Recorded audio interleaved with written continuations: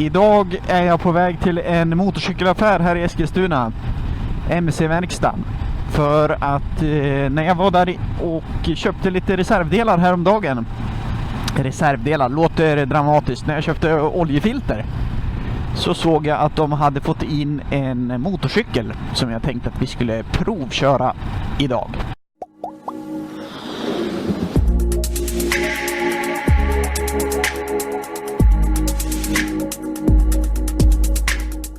Nu vet jag inte i vilken ordning de här avsnitten kommer att komma ut på YouTube. Men det är så här att jag har precis varit ute på en 217 mil lång MC-semester tillsammans med min fru. Och vi åkte till Danmark via Göteborg och Fredrikshamn, och så var vi lite i Danmark fast det var väldigt blåsigt där, så då beslutade vi oss för att blåsa neråt i landet i Danmark, och vi hamnade faktiskt till sist hela vägen ner till Lübeck i Tyskland. På den här resan som vi gjorde på den här motorcykeln, en Kawasaki Vulcan S, och vi var 2 stycken på den här. Vi hade full packning, vi hade tält, ja, rubbet. Och det här är ju bara en 650 kubiks hoj. Och då är frågan, hur gick det? Hur gick det med motorvägsfart och såna här saker? Och sanningen är den är att det gick faktiskt bättre än vad jag trodde. Det här är inte en dum motorcykel alls. Men man förstår ju att själva syftet med den här hojen var nog inte att man skulle ligga och pressa på autobahn med den. Och det här har ju fått mig att intressera mig för lite touring-motorcyklar. Och då resonerar jag så här att en touring-motorcykel är ju väldigt skön och härlig i sitt syfte. Nämligen att åka långt. Sen kanske de inte är så mycket rolig längre. Om man ska åka och köpa en glass på stan liksom, eller på något fint ställe, eller åka och ta en fika, då känns en touringhoj väldigt tråkig på något vis. Men det vi ska åka och titta på nu, det är en sån här touringhoj. Och vad det är för hoj, ja, det får ni alldeles strax veta.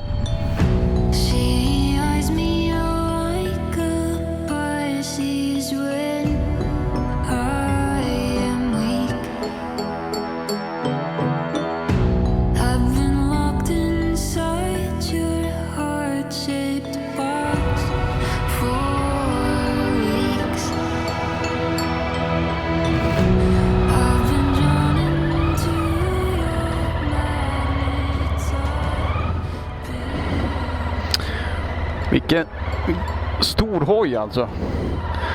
Det här är alltså motorcykeln som jag ska prova. Och det är en Honda ST Pan European. 1300 kubik. Inte riktigt, 1260 någonting.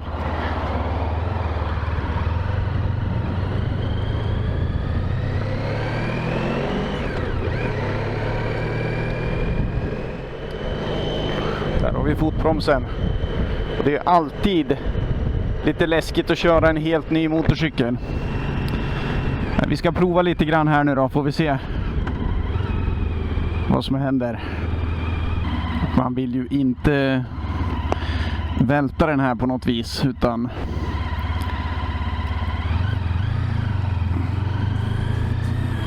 ja, tack för den.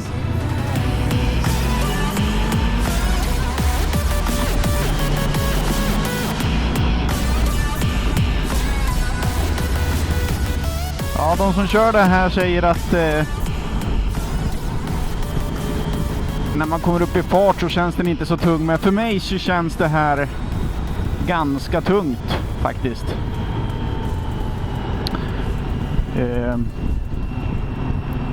Det måste jag ju erkänna.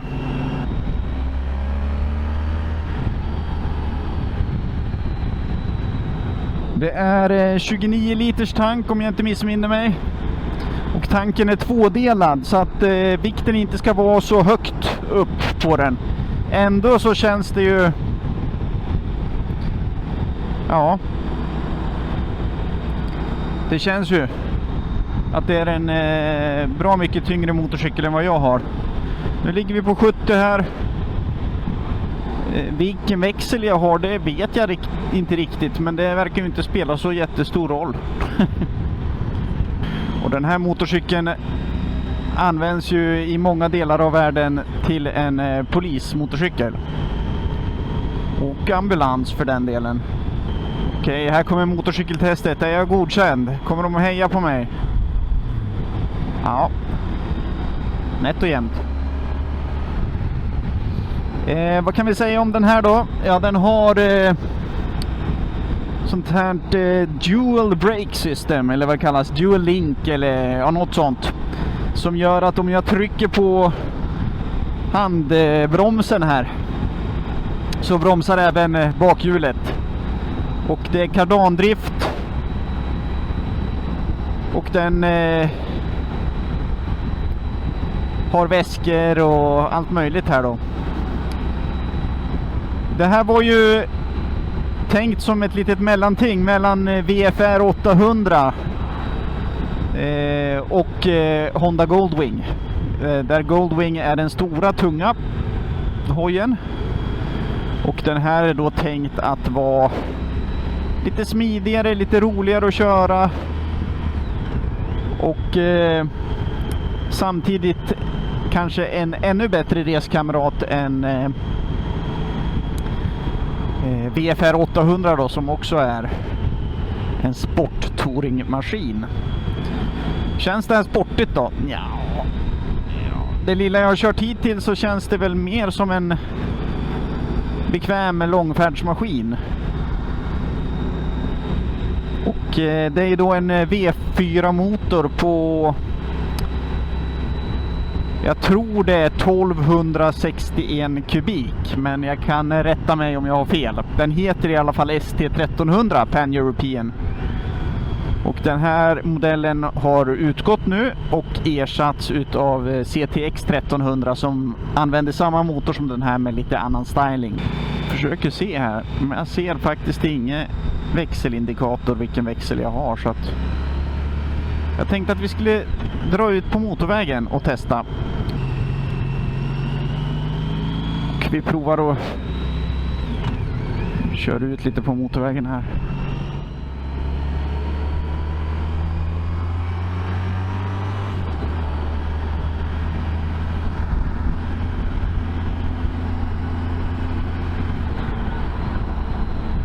Höjer rutan får vi se då.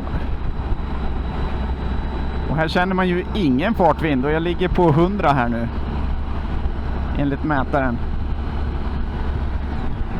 Och jag har en växel till. Och då är 3 500 varv i 110. Jag kan sänka rutan lite. Här känner vi mera fartvind. Och så upp med rutan. Så blir det lugnare. Den här modellen har också gjort sig lite känd för att kunna ha en liten tendens att wobbla. Var på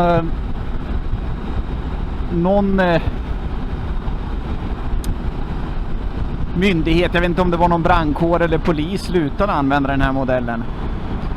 Men det kanske handlar mer om att man lastar dem fel och för tungt på vissa ställen. Den går ju fruktansvärt stabilt alltså.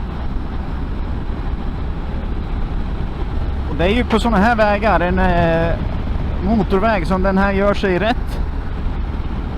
Vi ligger här och marschar på i... Jag vet inte om jag törs säga riktigt vad vi kör. Men det här hade ju inte varit några som helst problem att åka på semester med. Men är det vad jag vill ha? Jag vet inte. Det här är en jättebra motorcykel. Den är helt odramatisk när jag kör här. Nu kör vi 100 och det känns som kanske 70 med min. Är det här en sporthoj? Nej, det är det inte. Det kan jag säga.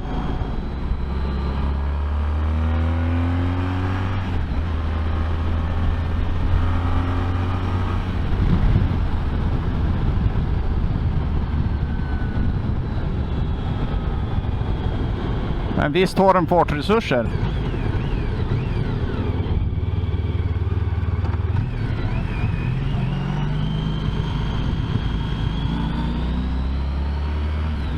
Den har 126 hästar.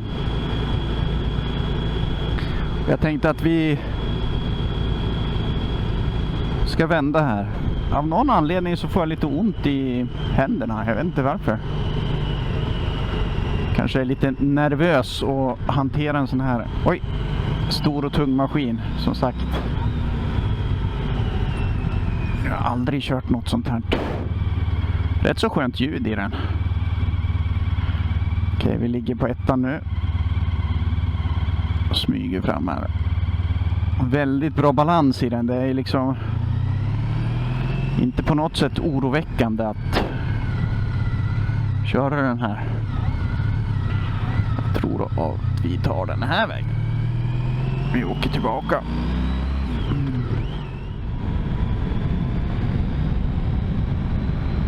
Kör upp rutan lite grann så.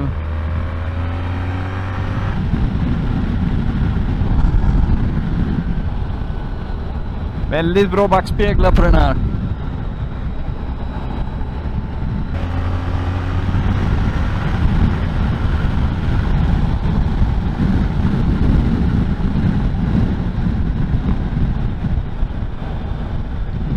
Väldigt enkelt att köra för fort.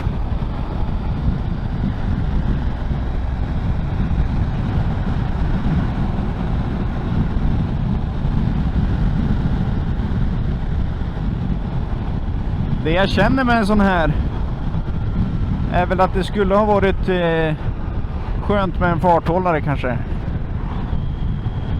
Om man pratar bekvämligheter. Ja, då ska vi känna hur tung är den här.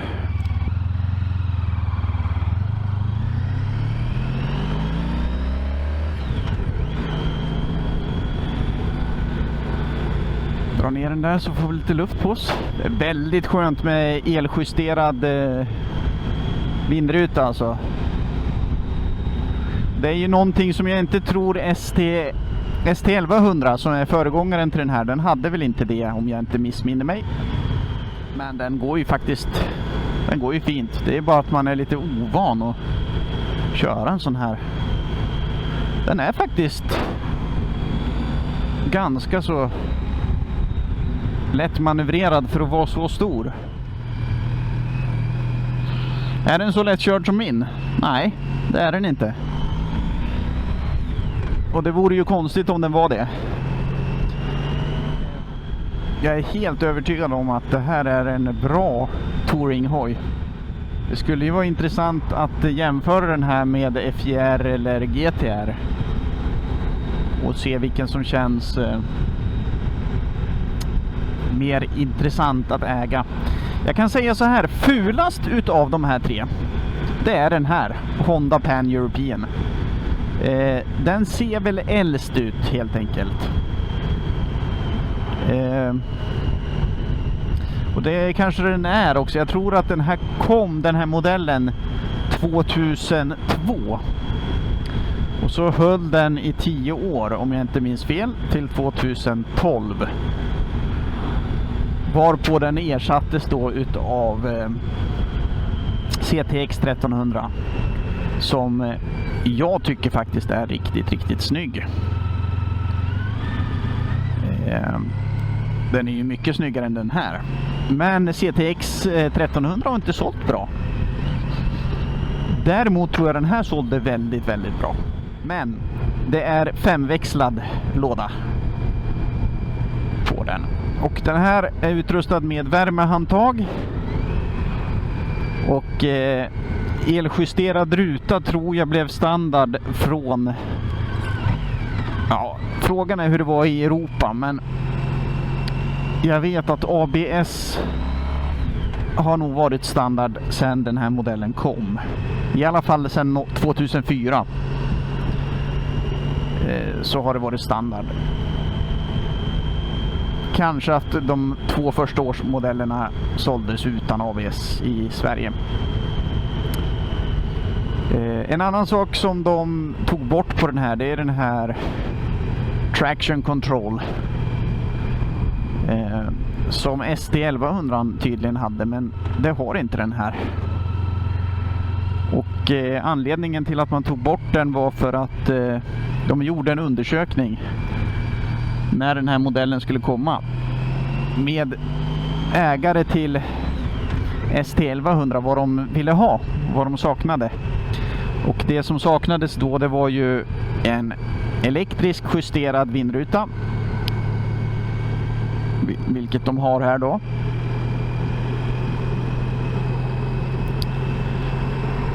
Ja, och att den skulle vara lite lättare och lite mera hästar och sådär. Det var vad de som